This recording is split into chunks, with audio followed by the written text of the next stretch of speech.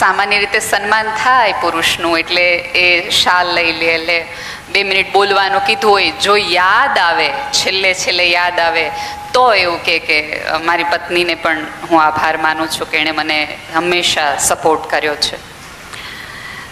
આ મિત્રોને ખબર હતી કે બોલવામાં કદાચ ઓછા પડે ને કંઈ તકલીફ થાય એના કરતાં સ્ત્રીઓને બોલાવી જ લે. વંદન છે આ વાતને કે જેમની તૈયારી છે સ્ત્રીઓને સન્માન આપવાની. અને સ્ત્રીઓને હું ખાસ એટલા માટે અભિનંદન આપીશ કારણ કે ભાગ્યે જ એવું બનતું હોય છે કે એમની આવી કોઈ સેવા કે જે સેવા આમ દેખાય નહીં. આમ જુઓ તો આ લોકો થાકેલા પાકેલા ઘરે આવે, તમે એમને સરસ જમાડો તો એ કોઈ સેવાનો ભાગ નથી, એ તમારા પ્રેમનો ભાગ છે, તમારી ડે ટુ ડે લિવિંગનો ભાગ છે. પણ આવી કન્ડિશનમાં એ થાકેલા આવે, હારેલા આવે, મૂંઝાલે, એક તો દુઃખમાંથી આવે. 24 કલાક કોઈ મજા કરીને તો ઓફિસમાં હોય તો આપણે થોડો ડાઉટ પડે કે કદાચ મજા કરી લેતા હશે, આમ જઈ આવતા હશે. પણ આ તો તમને ખબર જ હતી કે 24 કલાક એ જે જગ્યાએથી જાય છે ત્યાં મજાનું એક પણ કારણ નથી. કાં કોઈનું મૃત્યુ જોઈને આવે છે અથવા તો કોઈને મૃત્યુમાંથી તરફડતા જોઈને આવે છે. એવી કન્ડિશનમાં, એવી સ્થિતિમાં તમે એમની ઇમ્યુનિટી જાળવી, એમનું ઇમોશનલ બેન્ડિંગ જાળવું અને એમને સ્વસ્થ રાખ્યા એટલે તમને સાચા અર્થમાં વંદન છે. અને તમે એમની ઇમ્યુનિટી જાળવી આટલા વર્ષોથી જાળવતા એવા છે એનો પુરાવો એ છે કે આ 45 દિવસમાં બહુ ઓછા આ ભાઈઓ બીમાર પડ્યા છે. એટલે તમારી માટે નવું નહોતું, તમે તો કેટલા વર્ષોથી ઉકાળા જુદા જુદી રીતના પાયા હતા, એની આ અસર છે. સંવેદનાને તમે ડિક્શનરીમાં શોધો તો જુદા જુદા એના પ્રયોગો નીકળે. એને તમે લાગણીશીલતા કહી શકો, એને તમે આળાપણું કહી શકો. એવું કે તમે કોઈકની તકલીફ જુઓ અને તમને ખુદને એવું ફીલ થાય કે યાર આવી રીતે કઈ રીતે જીવી શકાય. આ મૂંઝારો કેમ થાય? ચામડી કોકની ઉખડે ને દર્દ તમને ફીલ થાય, ભૂખ કોકને લાગે અને આંતરડી તમારી બળે, આંસુ કોકને આવતા ન હોય અને આંખમાંથી ટીપા તમારે નીકળી પડે. એવી જે સ્થિતિ છે એને સહાનુભૂતિ, તદાનુભૂતિ એટલે હું જે સ્તર પર અનુભવું છું એ જ સ્તર પર તને ફીલ થાય છે. એવી સ્થિતિ હોય તો અને તો જ તમે સંવેદનાથી સેવા કરી શકો. બાકી જનરલી આપણે ત્યાં સેવા ઉપકારના સ્તરે થવાતી હોય છે. હું જોતી હતી કે કેટલા બધા સ્તરે કામ થઈ ગયું, ક્યાંય કોઈના એવા મોટા નામ નહોતા. અમે 75 જણા,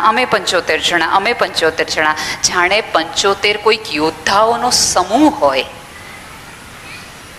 જેણે એક એવી નેમ રાખી હોય કે યાર આ મારા શહેરનો કોઈ માણસ ઓક્સિજન વગર કઈ રીતે રહી શકે. આપણે જો એક કોવિડ દરમિયાન કાંજીભાઈ આપણે 2 પ્રકારના લોકો જોયા. એક એવા લોકો હતા કે જે ટિકટોક બનાવતા હતા, કેક બનાવતા હતા, સમાજ કેટલો ખરાબ છે, સરકાર શું નથી કરતી, આવી રીતે ટ્વીટ કરતા હતા, ફેસબુક અપલોડ કરતા હતા, કેક બનાવીને સૂઈ જતા હતા. આ એક વર્ગ છે. અને બીજો વર્ગ એવો છે કે જે પોતાના એર કન્ડિશન રૂમની બહાર નીકળીને પોતાની જાતને મુશ્કેલીમાં મૂકીને અન્ય લોકો માટે, જેને તમે ઓળખતાય નથી, જેને તમે સમજતાય નથી. સાહેબ, સ્થિતિ એવી હતી કે સગો દીકરો પોતાના બાપનું ડેડ બોડી લેવા તૈયાર નહોતો થતો. મેં તો એવી સ્થિતિ જોઈ છે કારણ કે હું એક એવી સંસ્થા સાથે જોડાયેલી છું એટલે સીધા સંપર્કથી છે. મને ખબર છે કે ફોન કરે કે તમારા પિતાશ્રીનું મૃત્યુ થઈ ગયું તો એમ કહી દે બહુ જ નિખાલસતાને. પછી અત્યારે નિખાલસતાને આપણે પ્રેક્ટિકલ એવો શબ્દ આપ્યો છે. તમે જોયો બધાએ કોરોના કાળ દરમિયાન એ સાંભળ્યું છે કે થોડુંક અત્યારે પ્રેક્ટિકલી લેવું પડે, આટલું બહુ લાગણીશીલ થવાય નહીં. પણ એવા જ લોકોને જ્યારે ઓક્સિજનની જરૂર પડી, બાટલાની જરૂર પડી, પહેલી વખત આપણને એવું સમજાણું કે શ્વાસનું આ મહત્વ છે, ઓક્સિજનનું આ મહત્વ છે. આપણને ક્યારેય આપણી આટલા સદીઓથી આપણી વચ્ચે આ હવા પસાર થતી હતી, આવતી હતી, જતી હતી, આપણને ક્યારેય મહત્વની નથી લાગતી. મૂંઝારાઓ સદીઓથી આપણે જીવતા આવ્યા છીએ, પણ ગૂંગળામણ પહેલી વખત સભ્યતાએ અનુભવી છે. અને સંવેદના છે ને એ કોઈ ઓનલાઈન મળતી વસ્તુ નથી, એ બાય ચોઇસ તમને નથી મળતી. કાં તમે સંવેદનશીલ છો અને કાં તમે સંવેદનશીલ નથી. એ કાંઈ એવું તો છે નહીં કે સંવેદના કોઈ સ્થળ નથી. કાંઈ વાંધો નહીં, બાળકો છે એને સંવેદનાથી રમવા દો, તમારી માતૃત્વની સંવેદના રહેવા દો. મને હું વંદન કરું છું એ સ્ત્રીને કે જે ઘોડિયા સાથે પણ પોતાના પતિનું સન્માન માટે તાળી પાડવામાં આવે છે. એટલે આ સ્ત્રી માટેનું સાચી વાત છે. એને કાંઈ જ ચિંતા ન કરો. એટલે આ સંવેદના કોઈ એવું સ્થળ નથી કે આજે હું ફેસબુકમાં અપલોડ કરું કે આજે હું સંવેદનાએ પહોંચી ગઈ.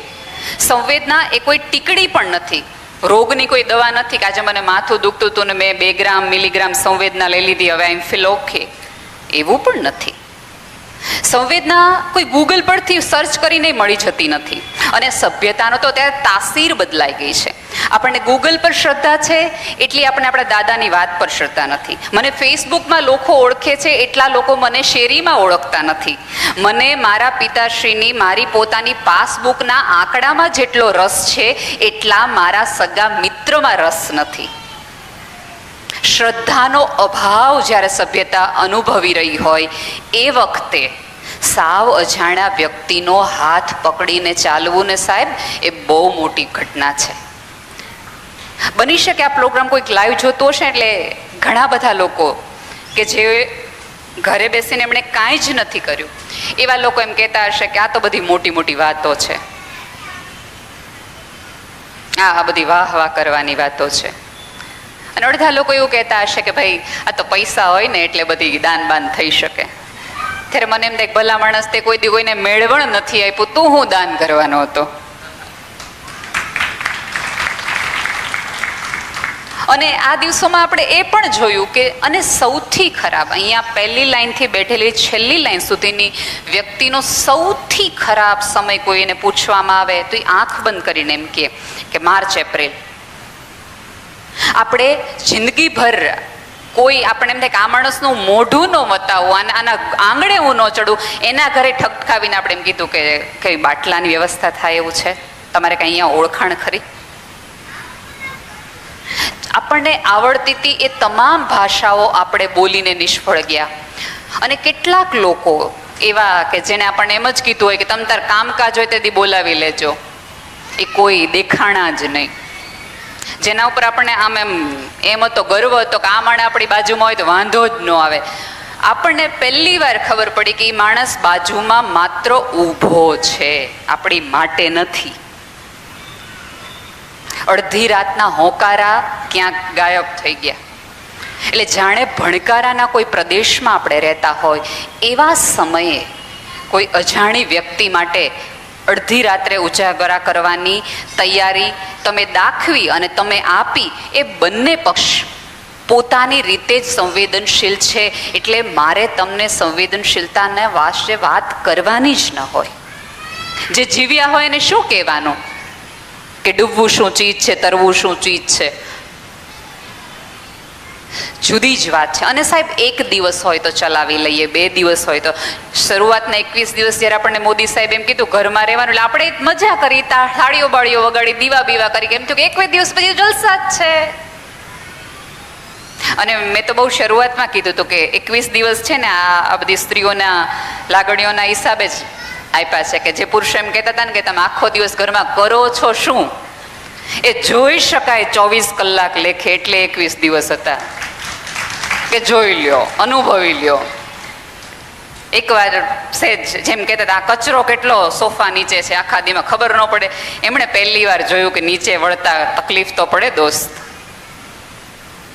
એ માટે 21 દિવસ હતા. એ બધું સરસ ગયું, કંઈ વાંધો ન આવે આપણને. ધીમે ધીમે આપણને સમજાણું કે જે કોરોનાની આપણને વાયરલ થતા આ તમે જુઓ આ 2 શબ્દો માસ્ક ને એ બધું આપણા જીવનમાં હતું જ નહીં. અત્યારે એ આપણા ભાગ પાર્ટ થઈ ગયો.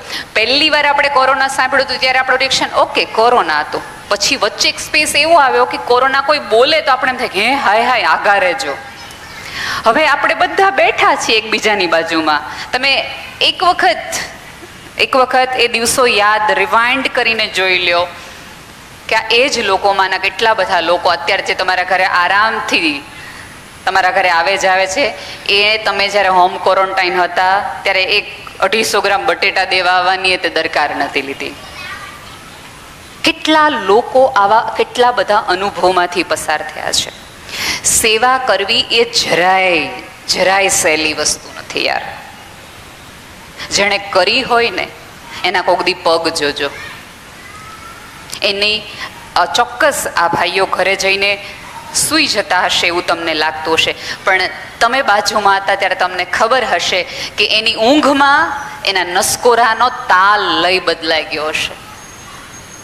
એનું શરીર સૂતું હશે થાકના હિસાબે, એ કંટાળાના હિસાબે, પણ એનું મન ધ્રાસકામાં હશે સતત.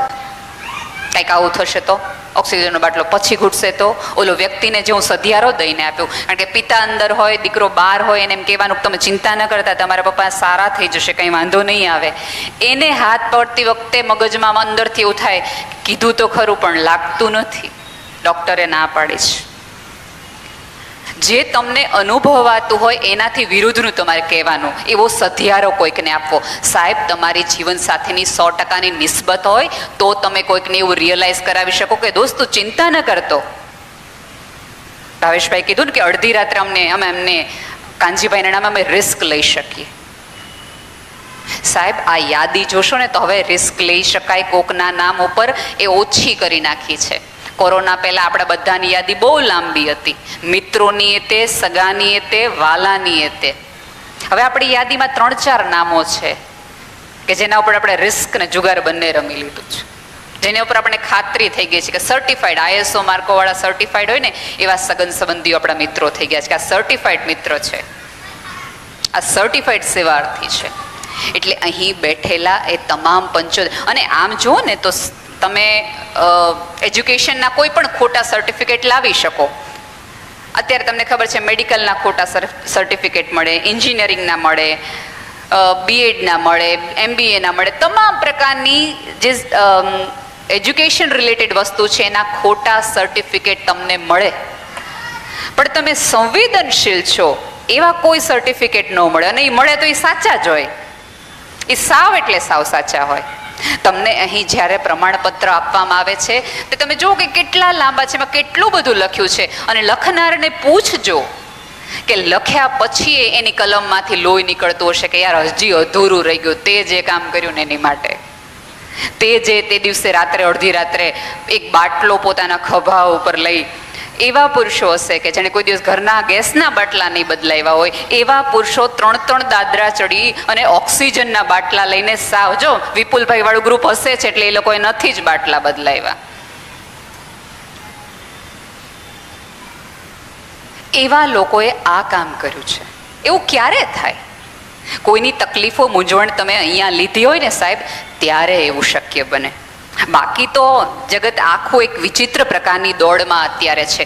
દરેકને ફેમસ થવું છે, દરેકને સારા લાગવું છે, કોઈને આ જગતમાં ખરાબ નથી થવું. પણ મને વિના કારણે સારું કોઈ કામ વગર મળતું હોય તો એ સારા મને ખપે છે.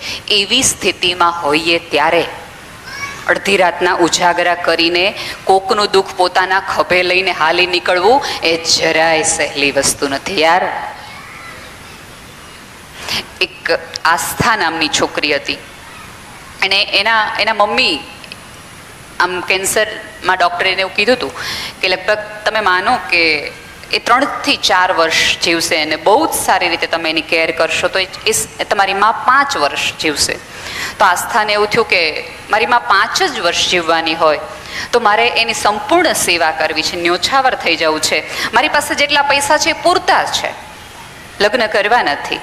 આસ્થા બધું જ છોડી દે છે, મિત્રો છોડી દે છે, નોકરી છોડી દે છે, અને આમ તન્મય થઈ જાય, એકાકાર થઈ જાય છે પોતાની મા સાથે એની સેવા કરવામાં, એને કેન્સરમાંથી બહાર લાવવા માટે. ધીમે ધીમે અમુક રોગ એવા છે, તમે જોજો, તમે કોરોના કાળ દરમિયાન આટલા લોકોની સેવા કરી, અત્યારે તમારું બધાનું સન્માન થતું હશે ત્યારે તમારા દરેક હૃદયના ખૂણામાં એક ઝણઝણાટી ઓલા નામની હશે કે જેની પાછળ સ્વર્ગવાસ એવું શબ્દ ઉમેરાય છે. તમારા બધા 75 જણાના હૃદય ઉપર બોજ એ વ્યક્તિનો હશે. તમને સન્માન લેતી વખતે એક વખત તમારા આત્મામાં થતું હશે કે યાર ઓલાને ન બચાવી શક્યા. તમે હજારો લોકોને બચાવી શક્યા એના આનંદ કરતાં પણ 10 વ્યક્તિઓને ગુમાવ્યાનો દુઃખ તમારા હૃદય ઉપર હશે. આવતા દિવસોમાં તમને હૃદય રોગ કે બ્લોકેજ નીકળે તો એકાદ ખૂણો એ સ્વર્ગવાસ વ્યક્તિઓનો પણ હશે, એવું અંગત રીતે હું માનું. એ ઘસરકો એકાદ વ્યક્તિનો પણ હશે. આસ્થા આવા ઘસરકા સાથે લીટા સાથે જીવી રહી, મૃત્યુ પામી. પછી જે ઘરની બહાર એ નીકળી જ નહોતી, એ ઘરના 4 ઓરડાની દરેક દિવાલોમાં જ્યાં એની માની સ્મૃતિ હતી, જ્યાં એના માને કરેલી સેવાના પડઘા હતા, જ્યાં એની દવાઓની સ્મેલ હતી, ડૉક્ટરના પ્રિસ્ક્રિપ્શન હતા, એ બધું એક ઝટકે ખાલીખમ થઈ ગયું. સફેદ ચાદરમાં બધું વિલુપ્ત થઈ ગયું. આસ્થાને એમ થયું કે હવે આ ઘરમાં રહેવું મારી માટે અશક્ય છે, કારણ કે આ દિવાલો મને કરડી રહી છે, આ ખાલીપો મને મૂંઝવી રહ્યો છે. આસ્થા શહેર છોડીને ચાલી જાય છે. એને એમ થાય છે કે નવી જગ્યાએ જાઓ, નવેસરથી જીવન બનાવો, નવા મિત્રો બનાવો, નવું કામ બનાવો. એક જગ્યાએ ઘર ભાડે રાખે છે. 1 દિવસ, 2 દિવસ, 3 દિવસ એમ કરતાં કરતાં 4 મહિના એ ફ્લેટની અંદર એ રહે છે. આમ નીકળે, આવ જાઓ, કોઈ આમ સ્માઇલ કરવા સિવાય ખાસ સંબંધ નહીં, કોઈ બોલે નહીં. એટલે આસ્થાને ક્યાંક મગજમાં એવું થઈ જાય છે કે યાર જીવન ભલે બધા કહેતા કે જીવન આનંદ છે, જીવન મજા છે, જીવન સુખ છે, જીવન પ્રેમ છે, પણ જીવન ખાલીપાથી વિશેષ કશું નથી. કોઈ સંબંધ તમને કામ નથી લાગતો જ્યારે તમારી અંદર, તમારા હૃદયના ખૂણામાં લોહીની બદલે કોઈક વ્યક્તિની ગેરહાજરીને એનો ખાલીપો તમારી અંદર વહેતો હોય. આસ્થા વિચાર કરે છે કે યાર સુસાઇડ કરીએ, આવી રીતે જીવવાનો કોઈ અર્થ નથી. સુસાઇડ કરવા માટે એ દવા લેવા માટે નીકળે છે. દાદરા ઉતરે છે પોતાના ફ્લેટના અને પર્સ ચેક કરે છે. પછી કે પોતાની કાર સુધી પહોંચતા એમ થાય છે કે યાર હતી $100 નોટ આ પર્સમાં જ હતી. પાછી દાદરા જઈને ઉપર ચડે છે, કારણ કે એક જ લોટ લઈને નીકળી હતી એ દવા લેવા માટે, ઝેર લેવા માટે. આફડી ફાફડી જોવે છે તો એને કંઈ મળતું નથી, એટલે એ નીચે ઉતરે છે. એટલે પહેલાં જ પોતાનો લોક મારતી વખતે બાજુવાળા બેન મળે એટલે એને પૂછે છે કે મારી $100 નોટ ખોવાણી છે, તમને કોઈને મળી છે? કદાચ અહીંયા પેસેજમાં પડી હોય તો. એટલે બેન કંઈ કહેતા નથી. ફરીવાર નીચે પાર્કિંગ સુધી આવે છે અને કાર પોતાની ખોલતી વખતે બાજુવાળાને પૂછે છે કે હું હમણાં અહીંથી નીકળી હતી, તમને કોઈને પાર્કિંગમાંથી $100 નોટ મળી છે ખરી? તો ઓલી સ્ત્રી એમ કહે છે કે ના, મને નથી મળી. ચોકીદારને પૂછે છે. એમ લગભગ એ 4-5 જણાને પૂછે છે કે $100 નોટ નથી મળી. ફ્રસ્ટ્રેશનમાં આસ્થા ચાલવા માટે, વોક માટે નીકળી જાય છે કે અત્યારે કે મગજ ઠેકાણે નથી, ચાલવા નીકળી જાઓ. આસ્થા વોક કરીને પાછી આવે છે, ઉપર જાય છે, સૂઈ જાય છે. બીજે દિવસે સવારે ફરીવાર એક આશય સાથે કે આજે તો મરી જ જવું છે, એટલે બીજી પોતાની $100 નોટ લઈને નીચે ઉતરે છે. એટલે હજી તો લોક મારતી હોય છે ને, ત્યાં એના પાડોશમાંથી મૈત્રી નામની એક સ્ત્રી આવીને એમ કહે છે કે તમારી $100 નોટ ખોવાઈ ગઈ હતી, એ આ મને મળી છે. અને આસ્થામ સ્તબ્ધ થઈને મૈત્રી પાસેથી $100 નોટ લઈ લે છે. કારણ કે જ્યારે $100 નોટ ખોવાણી છે એવું આસ્થાએ કીધું, એ વખતે એના ચહેરા ઉપર એવી પીડા હતી, એવી તકલીફ હતી, મૂંઝવણ હતી, અને સામેવાળી વ્યક્તિ એક્ઝેક્ટ રિયલાઇઝ કરી શકતી હતી કે એને $100 કેટલી જરૂર હતી. મૈત્રીની $100 નોટ લઈ આસ્થા ધીમે ધીમે પાર્કિંગ સુધી આવે છે. જેવી કાર ખોલે છે એટલે પ્રેમ નામની એક છોકરી આવીને એવું કહે છે કે તમારી $100 નોટ ખોવાઈ ગઈ છે, એવું તમે મને કીધું હતું. આ તમે તે દિવસે ગાડીમાંથી આમ નીકળતા હતા ને એટલે મને મળી છે, એટલે આ તમારી $100 નોટ. ફરીવાર આસ્થા સ્તબ્ધતાથી એ $100 નોટે લઈ લે છે. હજી કારમાં બેસે ત્યાં નિષ્ઠા નામની એક છોકરી આવીને એવું કહે છે તમે તે દિવસે ટેરેસ પર વોક કરવા આવ્યા હતા ત્યારે કદાચ તમારી $100 નોટ પડી ગઈ, $100 નોટ પડી ગઈ છે. મને ટેરેસ ઉપરથી $100 નોટ મળી. મૈત્રી, પ્રેમ અને નિષ્ઠા નામની 3 સ્ત્રી પાસેથી આસ્થાએ $100 નોટ લઈ લીધી. ચોકીદાર, સત્ય નામનો એક ચોકીદાર હોય છે, એને એવું કહે છે કે તમે પૂછતા હતા ને કે તમને કોઈને મળી છે $100 નોટ, મને તમારી $100 નોટ મળી છે. આ $100 નોટ નિષ્ઠા, મૈત્રી, પ્રેમ, સત્ય બધા પાસેથી $100 નોટ લઈ આસ્થા પોતાના રૂમમાં જઈ અને ધ્રુસકે રડે છે, ઈશ્વર પાસે રડે છે. એટલા માટે રડે છે કે એને આગલા જ દિવસે રાત્રે પોતાના બેડ નીચેથી પોતાની એકચ્યુઅલી $100 નોટ તો મળી જ ગઈ હતી. તેમ છતાં કોઈક અજાણી વ્યક્તિ જેને ઓળખતી નહોતી, એને એમ લાગતું તો આ 4 મહિનામાં હું કોઈ સાથે સંબંધ નથી બાંધી શકી, આ પૃથ્વી પર કોઈનું નથી. સ્વાર્થી જગત છે. એની વચ્ચે કોઈક અજાણી વ્યક્તિ માટે કોઈક પોતાના ખીચામાંથી $100 નોટ એટલા માટે આપે કે સામેવાળી વ્યક્તિની જીવનની શ્રદ્ધા ટકી રહે, એની આસ્થા ટકી રહે, એને જીવન માટેનું બળ ટકી રહે. એટલા માટે જો મને કોઈક આપી શકતું હોય તો મારે જીવવું છે. મિત્રો, કથા આટલી જ છે. કાં તમારી $100 નોટ ખોઈ નાખો અને કાં કોઈકની $100 નોટ બની જાઓ. It is very easy to live a life beautifully. જીવન સરળતાથી જીવવા માટે કોઈ જ પૂર્વ શરત નથી. દિલથી પ્રેમ કરો, અન્યને સમજો, અન્યના અવકાશ અને પીડા, અને કાંઈ જ ન કરી શકાય. ઘણા લોકો એવું કે અમારી પાસે હોત તો અમે કરત. આ દિવસોમાં આપણે બધાએ જોયું કે કોઈની પાસે નહોતું એવા વ્યક્તિઓએ માત્ર હાથ પકડીને, ફોર્મ ભરીને, કોઈનો બ્લડનો રિપોર્ટ લાવીને સાથ આપ્યો છે, સહકાર આપ્યો છે. અને ઘણા વ્યક્તિઓ તો મેં એવા પણ જોયા કે એને એમ લાગે કે ઓકે કાનજીભાઈ આવ્યા છે તો આમ બેડશીટ સરખી કરવા માંડે, કે એમ જસ્ટ એમને દેખાડવા માટે કે અમે છીએ હો સેવામાં. અમે ઘણા એવા હોય ને કે બરફ આવી ગયો છે એવું કીધા રાખે, બરફ લાવે નહીં. સેવાનો પણ એક દોર હોય. એક મુલા નસરુદ્દીનને આવો તમારી સેવા તમને કેટલી મોંઘી પડે, સેવાનો દેખાવ તમને કેટલો મોંઘો પડે એનો હું દાખલો આપો. મુલા નસરુદ્દીનની એક માસી હતી, બહુ જ પૈસાવાળી વૃદ્ધ હતી, પરણી નહોતી, કાંઈ હતું નહીં આગળ પાછળ. અને બધાને એવી ઈચ્છા કે માસી મળશે ને ત્યારે આપણને કરોડો રૂપિયાની જાયદાદ આપવાની છે. એટલે બધા જ સગાવાલા હોય, એના દીકરા પુત્રો બધું બહુ જ માસીની સેવા કરે. કોઈક માસીની દવા લાવી દે, કોઈક માસીને સરસ મજાનું નવડાવી દે, માસી માટે ખાવાનું બનાવીને લાવે, માસીની બેડશીટ સરખી કરી દે, માસીને રવિવારે અહીં લઈ જઈને કોઈ પણ તહેવાર હોય માસી વગર અમારે કાંઈ નહીં, બધું પૂછીને કરે. માત્ર એક એવા આશય સાથે કે માસી મરે ને મને મોટામાં મોટો સારો એવી થોકડી આપણા નામની મૂકે.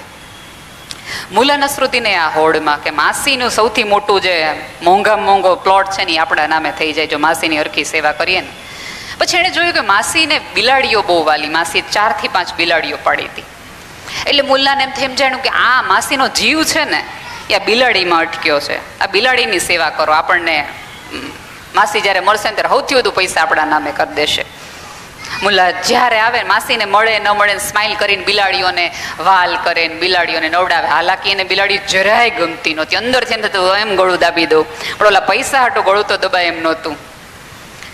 બિલાડીની ખૂબ સેવા કરે ને એને સરસ કપડાં પહેરાવે ને એને નવડાવીને બહાર લઈ જાય, એને શેમ્પૂ કરી દે ને બિલાડી માટે કોઈક દી આ લઈ આવે ને બિલાડી માટે આ દઈ આવે. માસીએ રાજી કહો મુલ્લાને આટલો બધો પ્રાણી પ્રેમ છે ને એ તે મારી બિલાડીઓને સાચવે એવો કેવો સરસ છે. અને મુલ્લા આમ કન્ફર્મ હતું કે હવે માસી મળશે એટલે આપણને અબજો રૂપિયા ને કરોડો રૂપિયા આપવાના છે. અને મુલ્લાએ તો બહારથી લેણા શરૂ કરી લીધી, મોટી લોન લઈ લીધી, બધા ભાઈબંધોને કહી દીધું કે જો મારી માસી મરે એટલે આપણે આટલા રૂપિયા આવવાના જ છે. માસી મરી ગયા, પાછા આવ્યા, વ્હીલ ખોલ્યું, કોઈકને રિયલ ડાયમંડનો આપ્યો ને કોકને આ લોકર આપ્યો ને કોકને આ ફ્લેટ આપ્યો ને કોકને આ જમીન આપીને કોકને આ ફાર્મ આવીને બધાના નામ આવીને મુલ્લામાં આમ એમ થાય કે હમણાં આપણું સૌથી મોટું આપણા નામે, સૌથી મોટું, કારણ કે આપણે બિલાડીઓ સાચવી છે, સૌથી મોટું આપણા નામે, સૌથી મોટું આપણા નામે. છેલ્લે મુલ્લાનું નામ આવ્યું અને માસી એવું લખ્યું હતું કે મારો સૌથી વાલો, જેને મારી સૌથી વધુ પડી હતી એવો મારો પ્રિય મુલ્લા, જેને મારી બિલાડીઓ ગમતી હતી, મારી બધી બિલાડીઓ હું મુલ્લાને નામે કરીને જાઉં છું.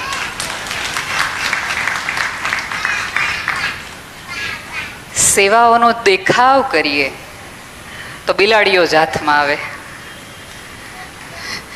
મૂર્ખ માણસને બનાવી શકાય. ઉપર બેઠો છે તમને જેને બનાવ્યા છે એને મૂર્ખ બનાવવા મેરી જાય ને એટલી સહેલા નથી. પહેલી વખત આપણે બધાએ સમજ્યું કે તમારી પાસે પૈસા હોય, તમારી પાસે સત્તા હોય, તમારી પાસે સંપત્તિ હોય, તમારી પાસે ઓળખાણ હોય, તમારા બેંક બેલેન્સ ભરેલા હોય, તમારા સગાવાલાની યાદી બધી હોય, તો પણ પથારીમાં બેસેલા એક માણસને તમે તમારો એક શ્વાસ પણ ઉછીનો આપી શકતા નથી. આપણે આમ જો ને તો કુદરતે સટ્ટાક દઈને આપણને એક તમાચો મારી દીધો છે. આપણે એટલા સ્પીડમાં દોડતા હતા, આપણને બધું કે આપણને કોઈની જરૂર જ નથી. એવી વખતે તમને ખબર પડી કે તમને ઉપરવાળાની સૌથી વધુ જરૂર છે. તમને સંવેદનશીલ સભ્યતાની આપણે તમે જુઓ એ પહેલાં આપણે બધા એવું મળ્યું પૈસા હોય એટલે આ જગતમાં કાંઈ તકલીફ જ નથી, બધું હેલું છે. પ્રસંગોમાં જ્યારે કોકારે સંબંધ બગડે ને એટલે સ્ત્રી એવું કે ભાઈ એવું સંબંધ ન બગડે, આપણા ઘરે દીકરી છે, કાલ સવારે પ્રસંગ આવે તો કાંઈ વાંધો ન આવે. એટલે તરત જ એ પુરુષ એવું બોલે પૈસા હોય ને એટલે બધાય આવે, ઊભા થઈ જાય. પહેલી વાર આપણે જોયું કે તમે લાખો ને કરોડો ખર્ચવા તૈયાર હતા, પણ તમારી વ્યક્તિને ઉપાડવા માટે કોઈ આવવા તૈયાર નહોતું, એને સ્પર્શવા માટે પણ કોઈ અડવા તૈયાર નહોતું. અને આમ જુઓ તો આપણે બધા ચૂઝન ફ્યુ છીએ. આપણને કુદરતને હજી આપણને બાકી રાખ્યા છે. એનો અર્થ એ છે કે ઉપરવાળાને હજી ક્યાંક શ્રદ્ધા છે કે નેહલને 2 શ્વાસ આપો, એની પાસે મારે ઓલું કામ લેવાનું બાકી છે. એટલે અહીંથી બેઠેલી છેલ્લી વ્યક્તિ પાસની ઉપરવાળાએ તમને રાખેલા છે સાચવા, કારણ કે તમારી પાસે એને કોઈ કામ કરાવવું છે. મારી લાયકાતના આધારે મને ઉપરવાળાએ નથી રાખી, ઉપરવાળાની કરુણાના લીધે મારા શ્વાસ 2 ટક્યા, બાકી ઉકાળા પીનારા કેટલાય વયા ગયા, વેક્સિનેશન લીધા પછી એ જતા રહ્યા. જે ડૉક્ટરોએ કરોડો લોકોની જીવ બચાવ્યો એ ડૉક્ટરો વયા ગયા. એટલે સ્વીકારવું પડે. છેલ્લે એક મારી વાત કહીને મારી વાત પૂરી કરું. અહીંયા હું આવી ત્યારે એક નાટક થતું હતું. મારા સ્ક્રિપ્ટનો આ ભાગ નહોતો, મને એવું હતું નહીં કે હું મારા બાળકની આવી વાત કરીશ. બેને આવીને તરત સરસ ઉલ્લેખ પણ કર્યો કે અમારા ઘરમાં આવું કંઈ નથી. મને હવે અનુભવે એટલું સમજાણું છે કે ચોક્કસ વૃદ્ધાશ્રમો છે એ સમાજની નિષ્ફળતાનો ભાગ છે. આપણે બધા એવું કહેતા હોય કે અમે એટલા બધા લાગણી, તમે જુઓ પિક્ચરમાં હીરો હિરોઈન જુદા પડી જાય, એને કાંઈક થઈ જાય તો ચાલો પિક્ચર આપણે રડી પડીએ. તો આપણને એમ થાય કેટલા સંવેદનશીલ કે જે પિક્ચરોમાં રડી પડે છે એને બહાર આપણને કોકને બથમ બથાવતા જોઈએ ત્યારે આપણને એમ થાય કે હજી હામે કોકને કોક મારતું હતું ત્યારે આ માણસ રડતો હતો ને આ બીજાને અત્યારે ઝપાટાવાળી કરવા માંડ્યો છે. એવા માહોલ વચ્ચે આવી ઘટનાઓ બને ત્યારે આપણને પહેલો જ વિચાર એવો આવે કે સંતાનોમાં ખરાબી છે, દીકરાની વહુમાં તકલીફ છે, એટલા માટે આવું હોય છે. ક્યારેક વૃદ્ધાશ્રમોની મુલાકાત લઈએ ત્યારે એ પણ સમજાય કે માત્ર દીકરાની વહુની પણ ભૂલ નથી, માત્ર દીકરાની પણ ભૂલ નથી. કોઈક ગેપ એવો સર્જાણો કે જેના હિસાબે આ બધું ચાલે પડ્યું. તમે વૃદ્ધાશ્રમોનું જે લોકો મુલાકાત લેતા હશે એમના ટ્રસ્ટીઓ, એમના રેક્ટર, એના કાઉન્સિલરને મળજો તો તમને સમજાશે કે ક્યારેક સ્વભાવના કારણે પણ માણસ ત્યાં આવેલું હોય છે. ક્યારેય કોઈ દીકરાને એવી ઈચ્છા ન થાય, ક્યારેય કોઈ દીકરાની વહુને આવી કંઈક આપણે ત્યાં સમાજમાં કેવું છે કે તરત જ કહેવાય કે આને એના સાસુ સસરાને નામ મૂકી દીધા. કોઈ સ્ત્રીને એવી કેવડાવવાની ઈચ્છા ન હોય. દરેકને સુરત બળજાત્યાની ફિલ્મ જેવું પરિવાર જ જોતું હોય, દરેકને એવું જોતું હોય. કોઈ પણ સ્ત્રીના લગ્ન પહેલાંના એના દિવસો જોતી બહુ પ્રેમથી એવું કહેતી હોય મારે સરસ મજાનો પતિ હોય, એ મારી સાસુ હોય, એ ઓફિસેથી આવે, આવા જ દરેકના સ્વપ્ન હોય. સાથે ન રહી શકવાના કારણો વ્યક્તિગત હોય છે અને ક્યારેય કોઈ વ્યક્તિ અને આપણે ત્યાં ટેવ એવી પડી ગઈ છે કે ગાડી ભટકાય સાયકલ સાથે તો વાંક ગાડીનો વાળાનો જ હોય. સાયકલ વાળો તો પવિત્ર માણસ, એ ભૂલ કરે.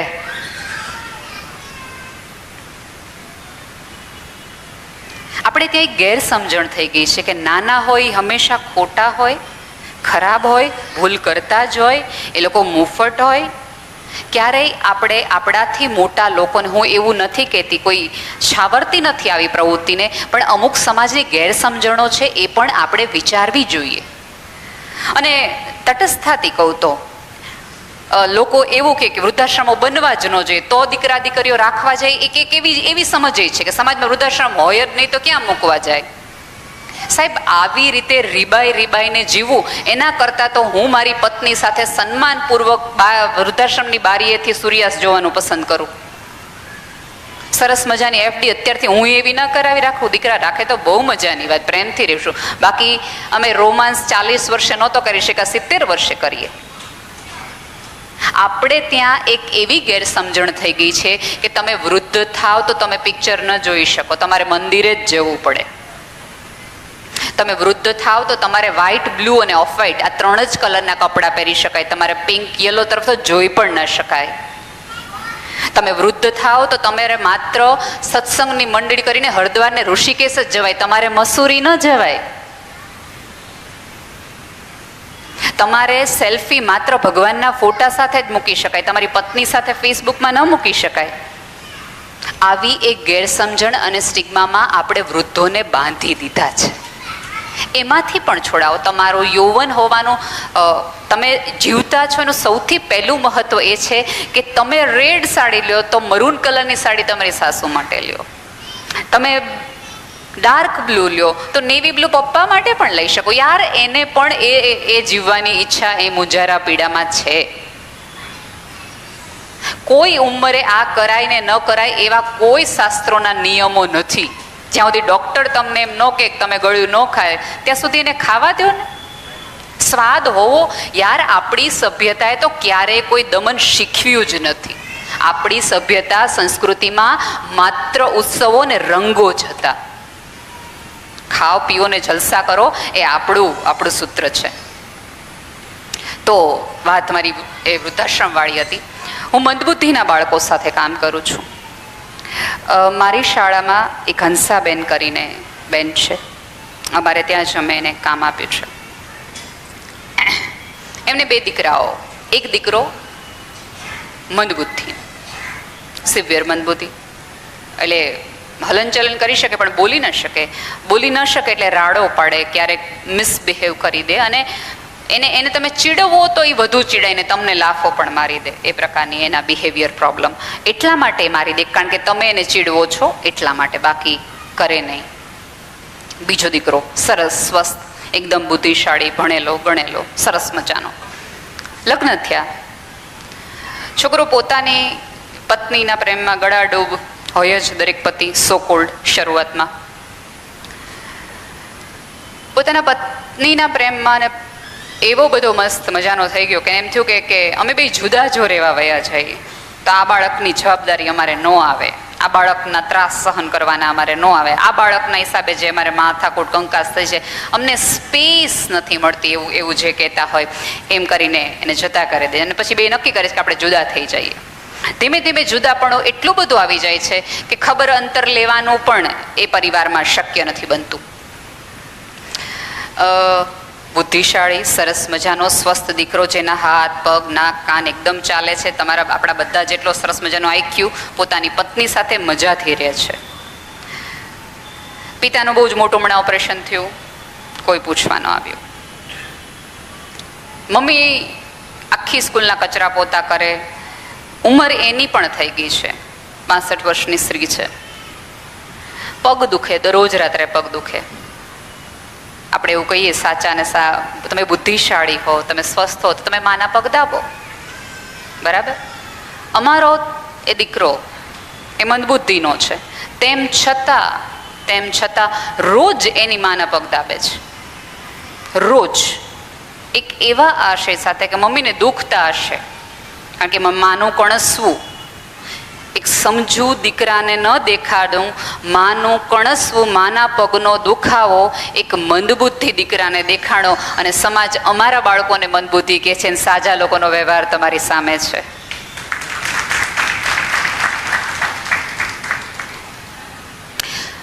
મારા વાલા, દરેક દુખાવા એક્સરેમાં આવતા નથી, અને જો આવતા હોત તો આટલી બધી પીડા ન હોત. લેબોરેટરીમાંથી તમે લોહી કઢાવીએ, આપણે મપાવીએ તો ડૉક્ટર તમને એવું કહી શકે કે આમાં શુગર કેટલું છે, તમે કેટલા સંવેદનશીલ છો, એવું આજ સુધી જગતની એક પણ લેબોરેટરી કહી નથી શકી.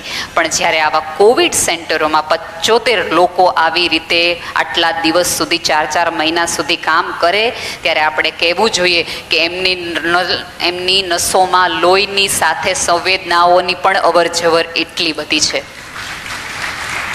હું હંમેશા કોઈને પત્ર લખું, કોઈ એવો માણસ હોય તો એક છેલ્લે એક એવી લાઈન લખું કે તમારી સમજ, તમારી પ્રજ્ઞા અને તમારી સેવાનો ચેપ આખા વિશ્વને લાગે. આપણા નસીબ ખરાબ છે કે આપણે એવી સભ્યતાઓ ઊભી કરી છે કે શરદીનો ચેપ લાગે, કોરોનાનો ચેપ લાગે, ઉધરસનો ચેપ લાગે, ટીબીનો ચેપ લાગે, એડ્સનો ચેપ લાગે, કોઈનામાં રહેલી નક્કર સંવેદનાનો ચેપ આજ સુધી પહોંચ્યો નથી, મળ્યો નથી. ચેપ તો એવા સાહેબ લગાવવા જોઈએ. પારિવારિક વાતો કરશો તો વધુ ગમશે એવું મને કહેવામાં આવ્યું છે, પણ પરિવાર સ્વસ્થ રહે અને ઘરે જઈને પરિવાર રહી શકે, કારણ કે સમય બહુ થઈ ગયો છે. ખોટો પરિવાર એકબીજાને મેસેજ કરે કે હાલો આપણો રમવાનો સમય થઈ ગયો છે, અને બેન હજી બોલી રહ્યા છે. પરિવારની વાતો તો શું કરું, તમારા બધા જેવા ઉદાહરણોના થકી તો યાર પરિવારો ટક્યા છે. આ દિવસોની અંદર કાંજીભાઈ સૌથી વધુ મારે કાઉન્સેલિંગમાં જે કારણો આવ્યા છે એ ડિવોર્સના આવ્યા છે. સૌથી વધુ તમે અંગત આજુબાજુ પણ જોશો તો ઓવરઓલ ડિવોર્સનો રેશિયો વધુ છે. અને એનું એકાદ કારણ આપણે સરળતાથી એવું કહી શકીએ કે ધંધા પાણી વયા ગયા એટલે છૂટાછેડા થઈ ગયા. ધંધા પાણી તો વર્ષોથી આવતા હતા, જતા હતા, અપ એન્ડ ડાઉન થતું હતું, એવું નહોતું. અને જે પુરુષની સાથે તમારે વધુને વધુ સમય રહેવો હતો, જે સ્ત્રી સાથે તમારે વધુને વધુ સમય રહ્યો હતો, એની સાથે 24 કલાક રહ્યા પછી સમજાણું કે તો બહુ બધું પ્રોબ્લેમેટિક છે. તમે તો ઘરે જ નથી રહેતા એવું કહેતા આપણને હવે એમ થાય કે ક્યાંક તો જાઓ, ક્યાંક, એવું આપણે કહેતા થઈ ગયા. સાહેબ, મારી પારિવારિક સમજ માત્ર એટલી છે કે તમે પ્રેમ ન આપી શકો તો કાંઈ નહીં. પ્રેમ કરવો બધાના કદાચ આવડતની વસ્તુ ન હોય અથવા એક્સપ્રેશનની ન હોય, પણ તમારે કોઈને સન્માન આપવું હોય, તમે સન્માન આપશો કોઈની હાજરીનું, કોઈના હકારનું, કોઈના નકારનું, કોઈની દુઃખનું, કોઈની તકલીફનું, તો 100% એ વ્યક્તિ તમને પ્રેમ કરતી થઈ જશે. તમે જો ઘણી બધી વખત આપણે એવા દાખલાઓ જોયા છે કે પ્રેમ એક બે વ્યક્તિ વચ્ચે બહુ હોય. ઘણા બધા એવા ડિવોર્સ થઈને આપણે એમ થાય કે એ વચ્ચે બહુ સારું બનતું હતું, કંઈ વાંધો જ નહોતો, ફેસબુક ઉપર તો બહુ પ્રેમ કરતા હતા. રિયલ લાઈફમાં એવી કઈ તકલીફ હતી? તકલીફ માત્ર ને માત્ર સમજની હતી, સન્માનની હતી. સન્માન કરતા તમે જ્યારે ક્યારેય ટૂંકા પડો છો, ઓછા પડો છો, આપણે ત્યાં તકલીફ એ છે કે મારીથી ઉપર હોય તો હું સન્માન આપું, એ સત્તાની દ્રષ્ટિએ, ઉંમરની દ્રષ્ટિએ અથવા તો પૈસાની દ્રષ્ટિએ.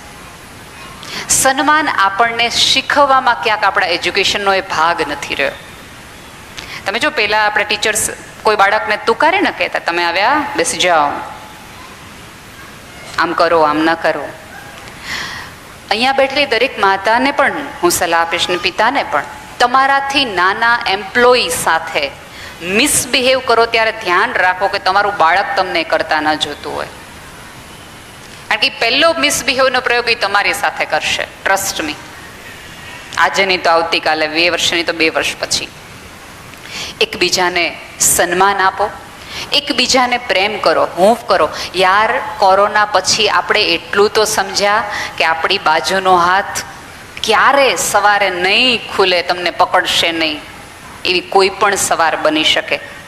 તમે કેટલા બધા જે લોકો તમારી યાદીમાં હતા એ અચાનક વયા ગયા, જેની સાથે તમારે પ્રવાસો કરવા હતા, જેની સાથે તમારે જમવા જવું હતું, જેની સાથે તમારે ડિનર પર જવું હતું, જેની સાથે તમારે પાર્ટી કરવી હતી, એ વ્યક્તિઓના ફોટાને અચાનક હાર લાગી ગયા. તમારું કેટલું બધું અધૂરું રહી ગયું. અત્યારે અહીંયા બેઠેલા દરેક વ્યક્તિ પાસે એક અધૂરપની યાદી હશે, ઓલું બાકી, ઓલું બાકી, ઓલું બાકી.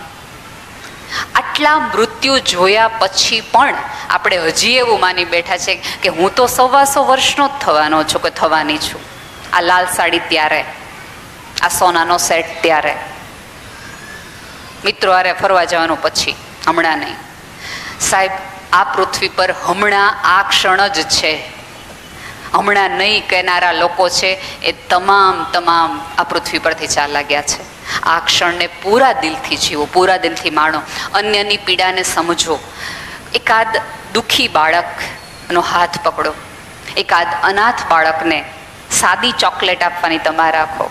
એકાદ વિકલાંગ વ્યક્તિ ઢસડાઈને જતો હોય તો તમારી સંવેદનશીલતા એની સામે સડસડાટ પસાર થઈ જવામાં નથી, એને એક હળવી સ્માઇલ કરીને કેમ છો દોસ્ત કરીને પસાર થવામાં છે.